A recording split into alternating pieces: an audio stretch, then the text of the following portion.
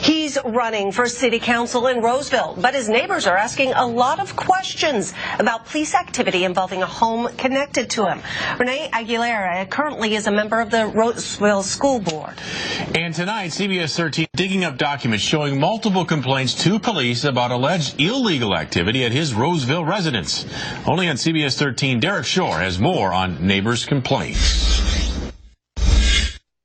It's the blue house on the block that makes neighbors see red. It is frustrating, for sure. This house on Donner Avenue in Roseville, unassuming enough, but neighbors, some who didn't want to be identified, say looks are deceiving. Sometimes there's a lot of screaming going on in the backyard. There's a lot of cop activity.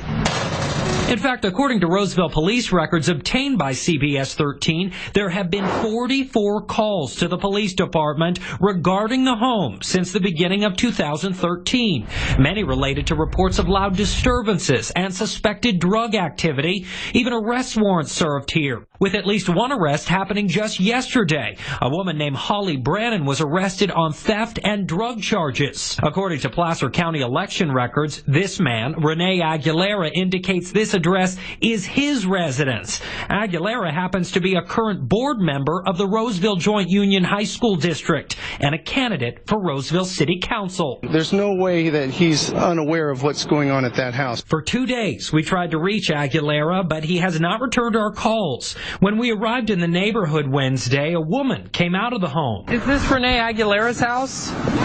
It is? What's going on here? Because we got a bunch of reports that the cops are coming out here all the time. I don't know. What's happening? You don't know? The cops haven't gotten called out here before? I don't know. She didn't want to talk to us about the police calls, which include reports of alleged drug deals. Even one neighbor calling in to report trick-or-treat candy from the house allegedly included a small amount of marijuana.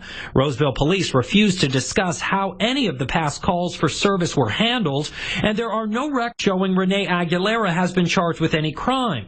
For neighbors, they're left frustrated, wondering just how someone leading a school district and wanting to lead the city could have a home that is subject to so many complaints. Well, the neighbors are shocked. We just got this statement from Renee Aguilera, and he says, and we quote, "The calls from neighbors were not concerning me. I have a family member and his girlfriend who are going on 2 years in and out of drug addiction. I support law enforcement in providing public safety in all Roseville neighborhoods." Now, it is important to note that Roseville police removed names from the records that they provided. One of the most blighted stretches